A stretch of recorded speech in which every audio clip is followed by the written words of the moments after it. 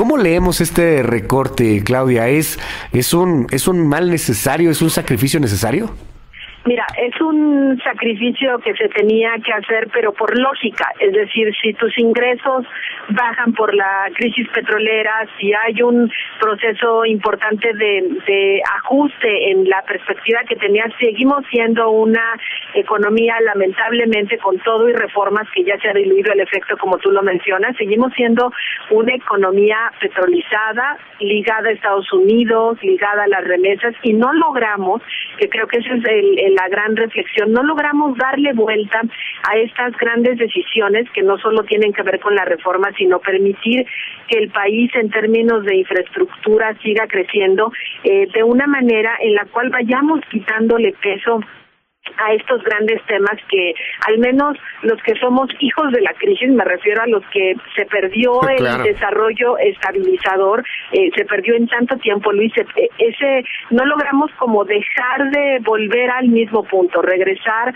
al peso que tiene el petróleo, al factor tipo de cambio, que bueno, ya hoy si me preguntas cuál es el peso, pues un efecto muy negativo. El dólar en su cotización respecto al peso está en el peor nivel de los últimos 6 años, y definitivo, no es coincidencia que se haya cambiado el anuncio, viene como bien tú lo mencionas este fin de semana, pero no se acaba la actividad de los mercados y vienen otras cosas como es este tema que se va a complicar con Estados Unidos, como las tasas de interés. Claro. Y la conclusión, Luis, es que termina siendo todo un tejido fino, el manejo de las finanzas y de la economía de nuestro país, y un hilito que se te vaya y el tejido ya no se ve consistente. Oye, a ver, quizá, vamos, yo lo estoy leyendo desde una perspectiva muy simple, probablemente, pero si yo fuera un inversionista, si estuviéramos en una empresa, el sentido común te diría, no inviertas en un país donde no hay una certeza sobre lo que vas a invertir. Te lo hablo por el tema de los trenes. Sé que iba a ser un tema muy caro, que no nos iba a alcanzar, porque de hecho por eso se suspende, no nada más porque iba a salir muy cara la construcción, sino también el mantenimiento y la recuperación pues no iba a ser necesariamente inmediata.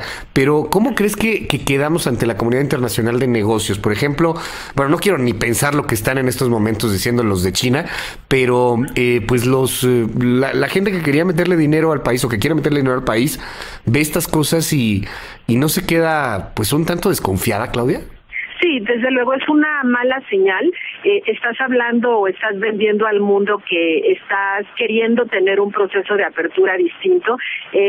La gran pregunta aquí, Luis, es por qué si incluso economías de países que están en proceso de guerra siguen captando inversión, ¿por qué México no lo logra? Y creo que el fondo de eso, hablando del tema de los trenes, es que no se ha aprendido que en el mundo, en los países desarrollados, la inversión que tienes que destinar a estos grandes proyectos de infraestructura corre en un 60 e incluso 70% a cargo de empresas privadas. Entonces, no me hace sentido el que se tomen estas decisiones presupuestarias que además te van a generar un proceso de participación de la iniciativa privada. Hay una ley de asociaciones público-privadas que parece ser que se está ignorando y se está dejando de lado por algún tipo de estrategia, pienso que más vinculada al tema político y social, lo que puedes llegar a generar en términos de negocios, porque además tienen las estrategias para permitir de una manera ordenada que la iniciativa privada tenga un mayor nivel de participación. Ningún gobierno en el mundo depende totalmente de sus ingresos para potencializar obras de este tamaño. Oye, qué lástima, porque además ya lo hemos hecho. Digo, ahí están los segundos pisos, por ejemplo, una inversión realmente importante privada, con concesiones evidentes, y bueno, pues el hecho de suspenderlo así de tajo, qué grueso, ¿no? O sea, qué complicado. No habíamos tomado en cuenta este factor que bien nos señalas, Claudia. El 60%, 70% de estos proyectos pues son de la iniciativa privada. O sea, ¿por qué no entrarle? No es una concesión, no es que te voy a contratar nada más.